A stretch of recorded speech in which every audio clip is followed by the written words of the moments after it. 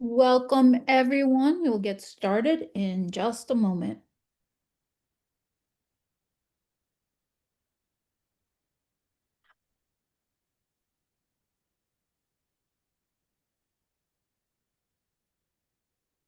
Thank you for joining us.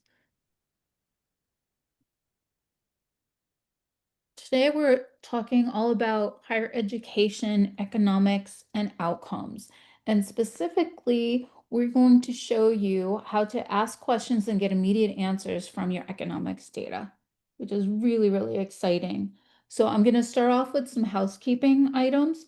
We have the chat and the Q&A both open. If you have any questions for our panelists, please put them in the Q&A and we will get to them as soon as we can.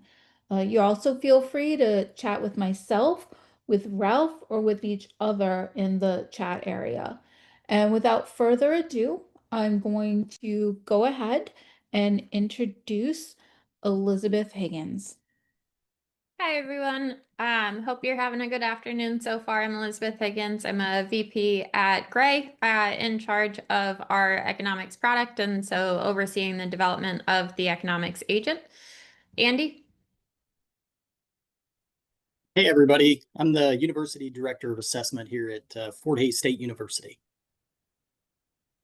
Great. And without further ado, we'll dive into our presentation today, give you a little introduction about Fort Hays, and then dive into our economics and how we have built in agentic AI chatbot over it to ask questions to get your data. Yeah, so just a little bit about Fort Hays State University, if no one's heard of us before. We're actually out here on the Great Plains of Western Kansas. We were founded in 1902, and we're actually on a former frontier military outpost, which is how we got our name as Fort Hays State University. We're a regional comprehensive university. We offer associates, bachelor's, master's, and a DNP program. The interesting thing about us is we kind of do this in three different modalities. We do it with on-campus, online, and through international partnerships. We have over 80 different programs that we offer with numerous amounts of concentrations, certificates, minors, and micro-credentials. We have roughly about 500 faculty and 500 staff, and we're a part of the Kansas Board of Regents, and we're one of those 32 universities in their purview. And just for context, if you haven't heard of us and where are we, quick fact, if you learn nothing else from me today, in the contiguous United States, we are pretty much 90 miles away from the dead center of the US, which is Lebanon, Kansas. So if you kind of point dead center of the US, we're right there. So happy to be with you guys today. Awesome. Thank you, Andy. So the first thing that we're going to go over is what are program economics, and highlighting the fact that margins or contribution margin is only one part of a complete program evaluation. Knowing that there are external markets, so looking at student demand, employment opportunities, and competition to evaluate when you're looking at your academic programs, as well as the mission fit of the program and the academic standards that that program meets. And why are they important? Basically, the cross subsidies that you can find in your program economics fund what markets won't, and that is investing in your mission. And so you can use those funds to subsidize other mission critical programs and activities within your institution. And that's why margins are so critical to monitor, understand, and hopefully improve.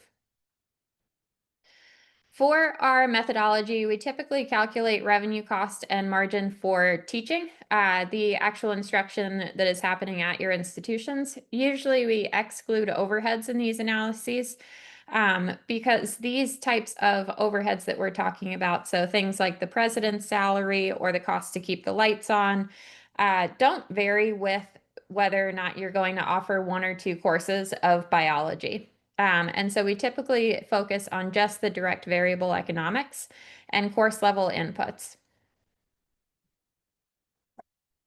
The data that we build this system on is centered on the sections, the students enrolled in them, and the instructors teaching them. We gathered dollars. Those are highlighted in the green boxes. So tuition and discounts charged to students, pay and benefits of the faculty, course fees, and then departmental costs, things like lab materials or art supplies, anything that's needed to teach that isn't the instructor themselves.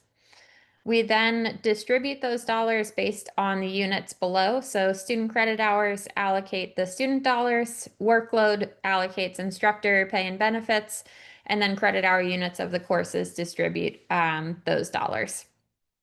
Basically, what this gives us in our system is the flexibility to build up an analysis in any way, shape, or form. So everything's down to the section level. So if we wanted to look at an English student being taught by a full-time faculty member in the math department, we would be able to look at that slice of data.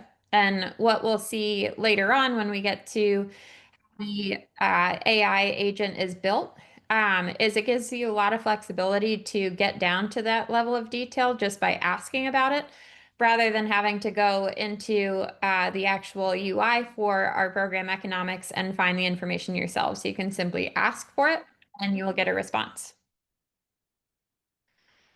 The net revenue methodology that we use follow the students, so by term into the courses that they're enrolled in, and then flow up into their declared major or program.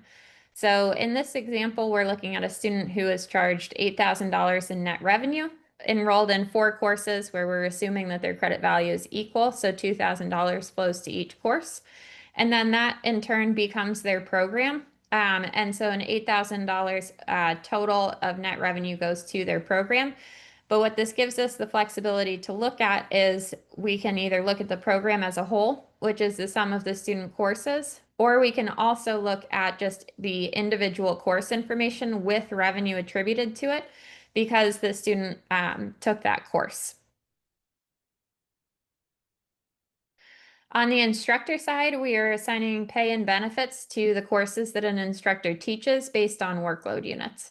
So for all instructor types, we have direct instructional costs, and this will include salaries, benefits, any overload pay, adjunct wages, and assigned by course workload units. For full-time instructors, we have 2 types of costs that sit outside of the direct instructional cost of delivering courses. One of which is release, and that corresponds to the share of a full-time instructor's salary and benefits that is removed from direct instructional costs and is basically representative of administrative duties or anything else that a faculty member is doing outside of the classroom where they've been explicitly reassigned. For instance, a department chair may have 1 course reassignment a term, and so we would back out that share of their pay and benefits to the courses that they're teaching. The other cost is if there are any gap for a full-time faculty member between what they are teaching and what they are expected to teach. So general expectation is 24 credit hours a year. If an instructor is teaching 22, we would remove that 2 out of 24 from their direct instructional cost and show it as an unassigned cost because we have not been able to assign it either to their course workload or to release. And this basically identifies if there's any capacity that you have in your full-time faculty to potentially teach additional courses. Once we know what the cost per section is, we are then allocating the fair share of each section's cost to every student in that section by student credit hour. And so in this example, we're looking at a History 101 course that cost $10,602 to offer. There were 25 students, each earning 3 credit hours, so 75 student credit hours were generated in this section. And that turns into $141 per student credit hour. And that gets equally distributed amongst the history majors who are enrolled in this History 101 course, but equally to the biology majors and any other majors taking this course. Which means when you're looking at the economics of actually teaching the history program, a piece of this History 101 course is being included in that instructional cost. But this History 101 course is also going towards a part of the instructional cost of teaching biology. And so in that way, you're picking up basically all of the courses that an enrolled student is taking, their fair share of cost, and that becomes the instructional cost to deliver a program. The other perspective is also available to look at. If we were to look at the history department offering this course, we would be looking at the sum total of $10,602 to run this history course. Then once you have net revenue and instructional cost, you're able to look at contribution margin. And so contribution is net revenue less instructional cost. It is the dollars remaining at the institution to cover the overhead costs that are not traditionally part of our model. And so this goes towards what I mentioned at the beginning of president's salaries, facilities, everything that's needed to maintain the institution as a whole that's not part of the direct variable economics of teaching at the institution. And what we're going to look at now is basically the advantages of having an interface to look at these numbers. And then what that means in terms of what you'd be able to ask the economics agent to get this information in a different way. Some people are not very comfortable navigating a dashboard with quite a few numbers on it. And so this is one way to get the information you need. And if you're a visual person, it's great. If you're a numbers person, it's great. If you know exactly what you're looking for, then using the dashboard is one option to get the information on your program economics. For instance, you can visualize the contribution margin over time very quickly.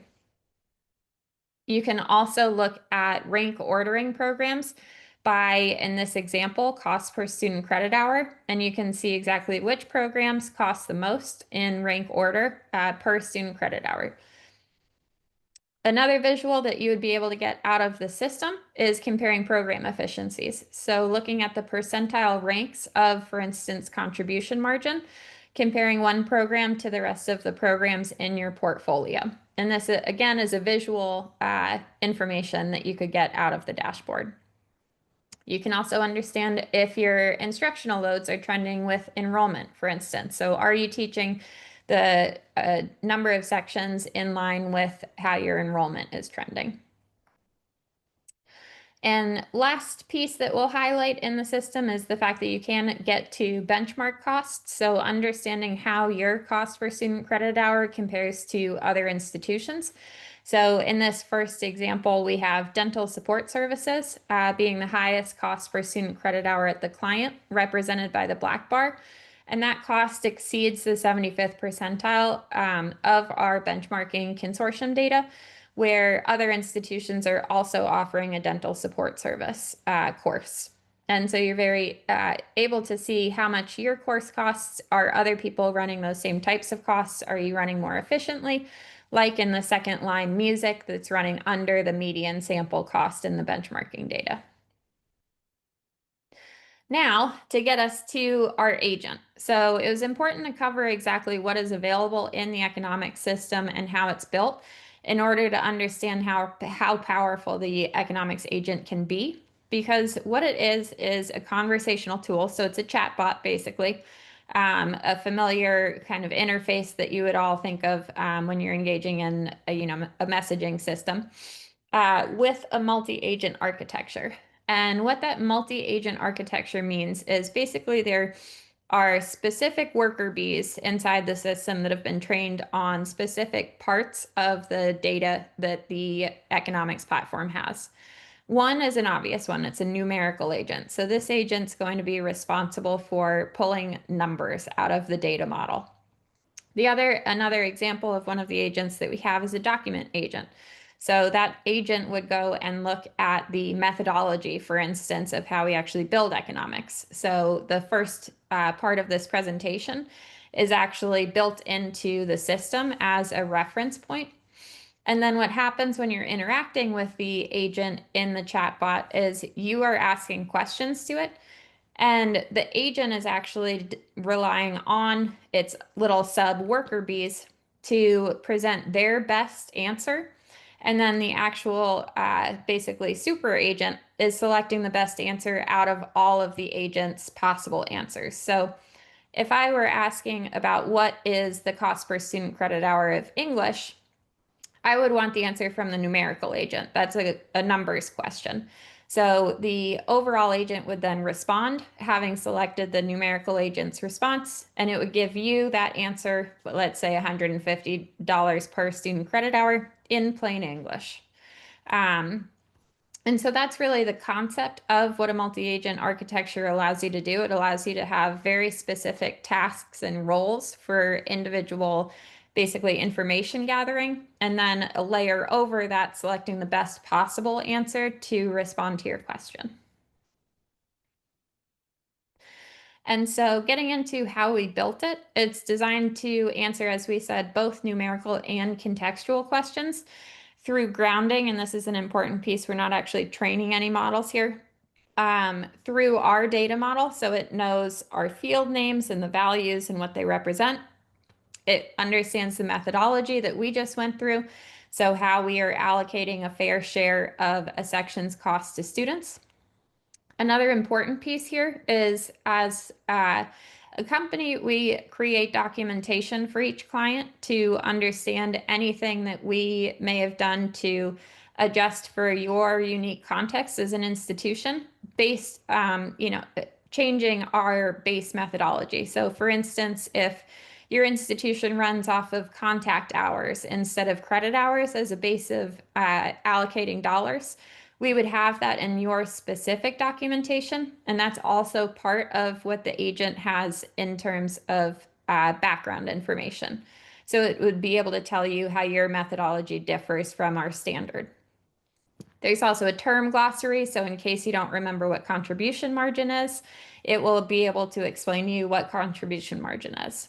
And then we also basically enhanced its ability to answer the questions correctly through providing sample queries. So fundamentally, what an agent does for the numerical agent side of it is it's actually going in, creating a custom SQL query to retrieve the information you need.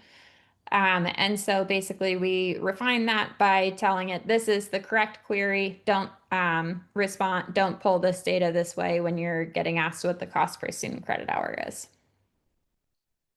What it looks like is a really simple, and let me restart my PowerPoint. Apologies for that.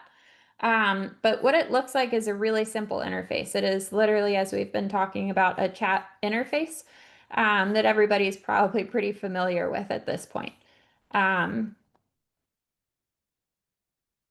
Hopefully everybody's back on and seeing the little toolbar that is the starting point for our economics AI agent.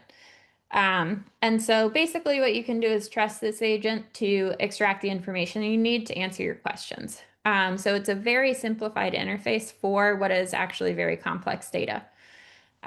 You can generate conceptual responses. So what I said, if you forget the definition of contribution, you can also, as I said, get your context-specific answers.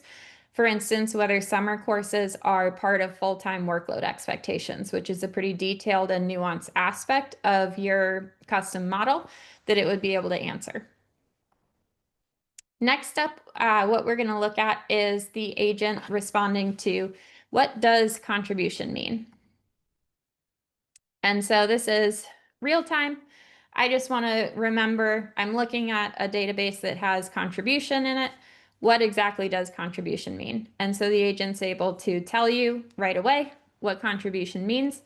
And that is, it refers to the funds remaining after subtracting the direct instructional costs from the net revenue of a program or institution. And then it also gives you the context to understand that it indicates the financial resources available to support additional operations beyond teaching expenses.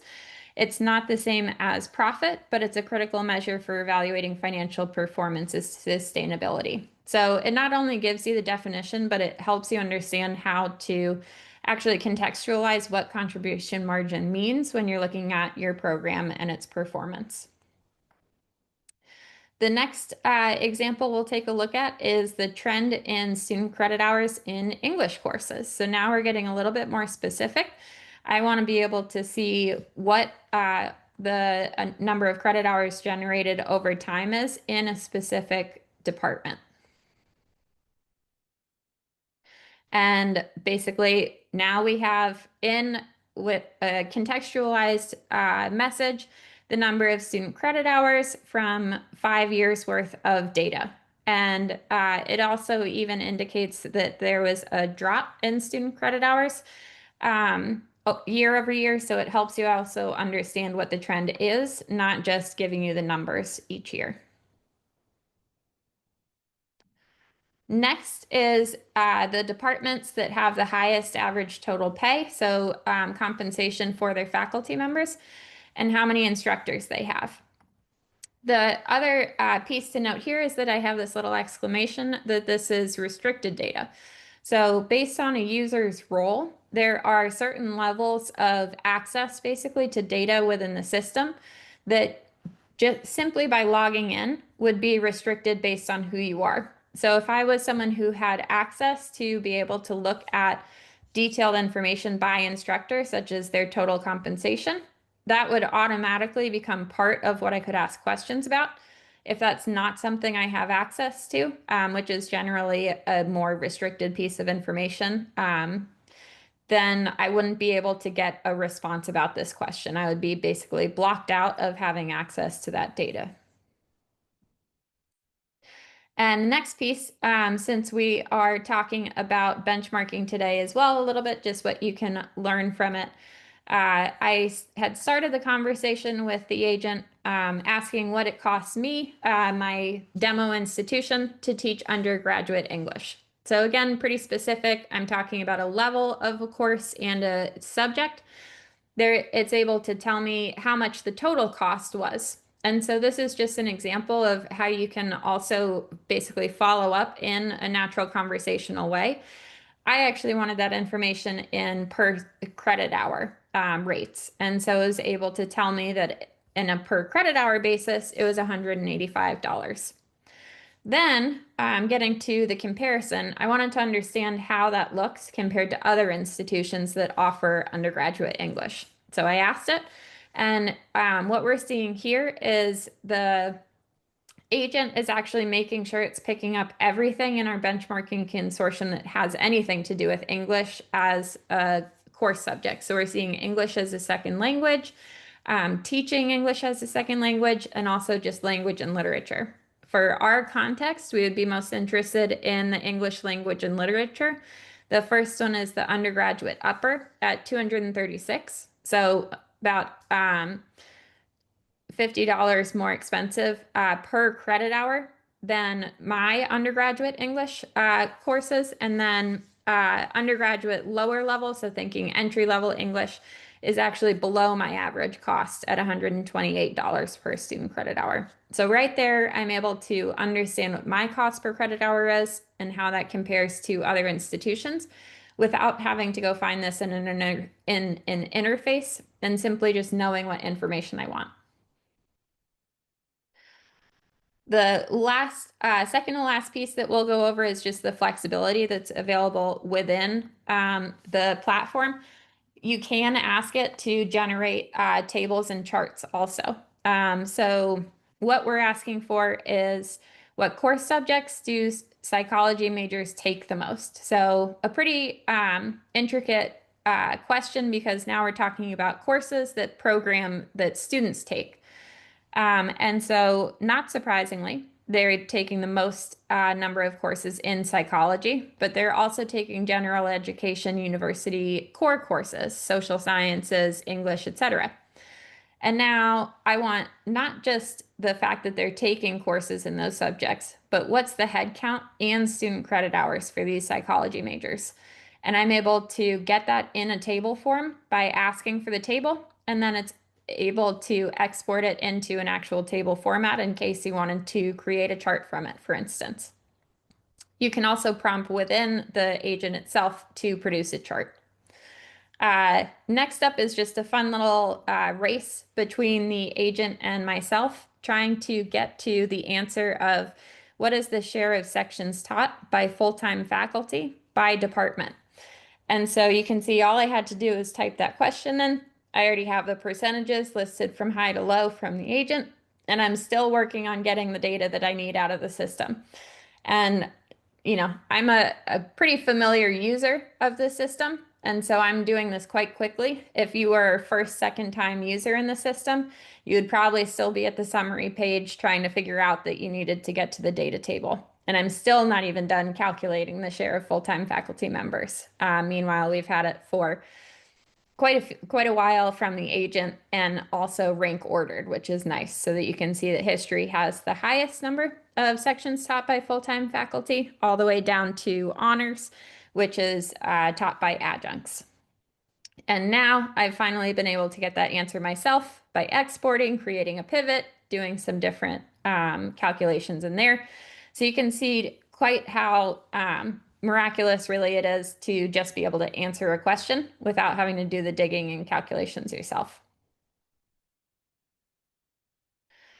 And now I'm going to hand it over to Andy because hearing it from us is one thing, but hearing it from somebody who's actually been using our agent as well as the economics platform overall, I think is quite meaningful. And just shout out to Andy also. He helped us in our beta testing, giving feedback about how to improve the agent's responses, lingering issues that we were having when we were beta testing it. So much appreciated. And the last thing I'll leave off before handing it over to you is that we're looking at Fort Hays including this data in their upcoming program review. So this is kind of a real life preparation for that process.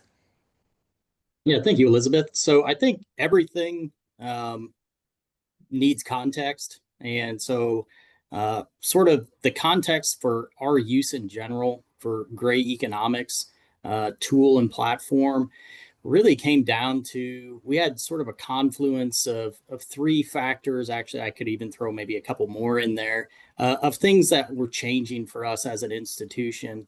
Very early in the 2000s, our institution began offering international partnerships on ground in China, as well as offering online education. What that ultimately led to was 20 years of continuous enrollment growth. So until we get to about 2022, we start to see that enrollment start to come off. So it becomes very interesting when you're at an institution, when your numbers continually go up, and then they start to come down. People start to ask more questions, right? Like, are you being more efficient with your resources that you have? Are you allocating those resources efficiently? So that's one of the confluence of ideas. The other is we have sort of, as Elizabeth alluded to there, a program review process that's been updated. So back around 2022, 2021, 22, our Board of Regents actually went through a program review process for the entirety of the portfolio of offerings at all the institutions and sort of came back with, hey, here's some programs that are probably on the bubble, if you will. And I don't think this is unique to Kansas. So out of that came almost a mandate to an extent of, hey, you guys have a really cool program review process, institutions, but we really think at a minimum you will supply the metrics that you actually see on the screen up there for regular academic program review policies. And some of those are about the efficiency, the cost effectiveness of the institution's program. So we needed to be in a position to be able to do that. And then the last piece might be the most important piece, which is the culture of data usage. And that's a tough one. And so that's something that's really been pushed by our upper administration, particularly our provost, which has really been focused on some what she's calling academic affairs priorities. And one of those priorities is basically leveraging existing data resources to drive academic affairs strategic decisions. Because it's not always embedded. It's not always embedded to use data. So we needed to have tools that are usable, friendly, accessible. So that's really the impetus for us using the tool. So now let me talk, if we go to the next slide. So how does the economics agent fit into this basket? Really, for me, it's about democratization of data. And what does data democratization mean? It doesn't mean data access. It doesn't mean sending out a 40,000 row Excel spreadsheet and saying, hey, folks, go figure it out. That's not data democratization. It needs to be comfortable for users. It needs to be a tool that they can understand. It's intuitive. And then ultimately there needs to be that culture, like I said, of using that data to make decisions. And I think about the economics agent simply as another tool in the toolbox to be able to leverage that data and engage with it. So if for those familiar with grade, there's all sorts of different ways to engage with data to learn about it, right? Whether that's the other agents of Lumi or utilizing their one-on-one services, but the economics agent is another one of those tools. I will tell you that faculty, staff, they're no different than really students, right? Sometimes students don't want to ask the question when they think that they might be perceived as, hey, you can't figure this out. But an agent is, agnostic, right? You can ask the agent a question. They don't feel bad about doing that. So it's another avenue to provide an ability to access the data. And then finally, I like to say that not everyone has 20 years of data analytics experience, okay? But we can give them an ability to get their beak wet. All right. So if I can ask a question in a way that I understand it and derive that data, awesome. That gives me an ability to leverage that data that maybe I wouldn't have before. I love the example that Elizabeth showed, which was her versus the agent, because part of the thing is when even you get the data, you're not done with it, right? You had to put it in a pivot table. You had to do some analysis on it. Well, I can simply tell you that not everybody knows how to use a pivot table to derive those analytics as well. So it's just an avenue to be able to generate more usage of the tool and more usage of the data to make those informed decision making. And I mean, at this point, we've kind of just started our journey in the usage of the economics tool through our program review process. But we've already had these questions come back to me going, hey, Andy, I'm not an analytics person. I don't understand these numbers. When you stand up there and talk about this, I really need something that I can, talk to in my language. That's the economic agent, right? Because it can not only provide you the data, but can provide you of what does this mean, right? What is the context of what does contribution mean? What are these other facets and what do they mean? And you can ask it endlessly.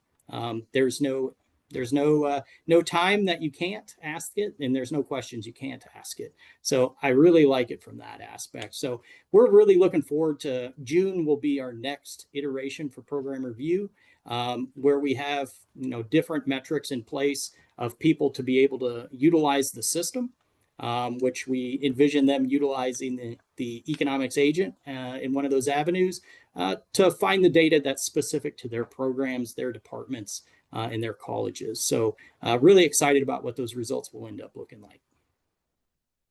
Awesome. Thank you, Andy. So to wrap up, basically, what can the agent help you do? It can help you save time. As I showed, it can answer questions quite a bit faster than having to create pivot tables or something like that by yourself. And you can simply ask the questions. You don't need to know how to find the answer in a data table, for instance. You can simply ask what you want to know. And then, as Andy really emphasized, it does allow you to, as an institution, expand usage of the information that's housed within program economics to a broader audience. You don't need to be an interface expert to understand how to get the information you want.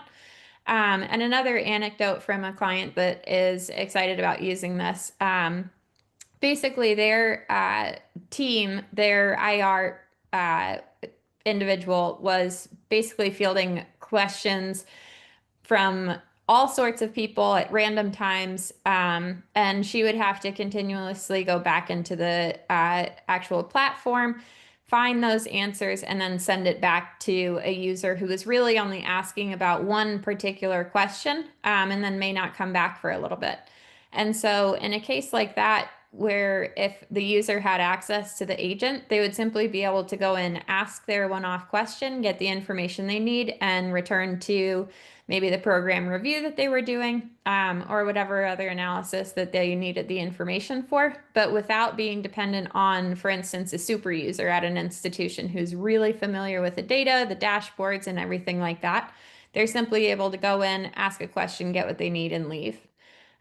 Which leads to being able to make faster data-informed decisions. So not removing the data out of the decisions, but just getting to that information faster. And with that, we have plenty of time for questions. So if there are questions, please feel free to ask. Happy to answer about what it took to build the economics agent, how people are using it, anything that would be helpful to hear. The one thing I will say is if anybody tells you it's easy to build an agent on top of your data set, they're lying. Your data needs to be in really good shape for you to even really begin tackling this kind of work. And then it is a lot of detail that goes into making sure that you have your data model basically defined to an AI agent that would be able to interpret a question and find the answer for you. So it all looks nice and easy once it's put together in a presentation, but there's quite a bit of legwork that goes on behind it.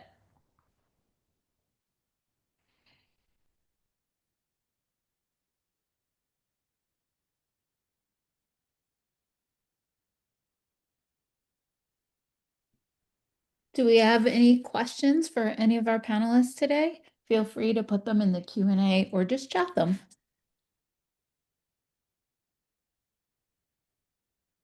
Hopefully that means we answered all of your questions, and you're just excited about being able to use the economics agent.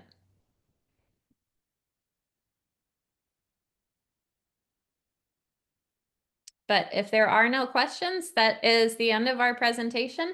And thank you very much, Andy, for joining us. It was great to have on the ground experience perspective from you.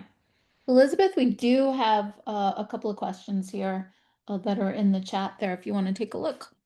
Oh, so these look like a couple of functional questions.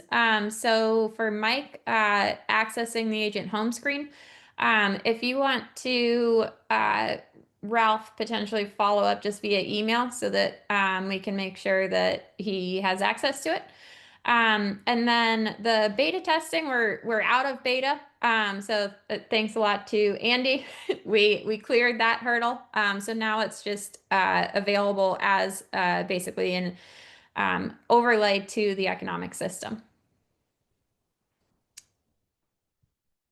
Thank you, Ralph, for helping out Mike.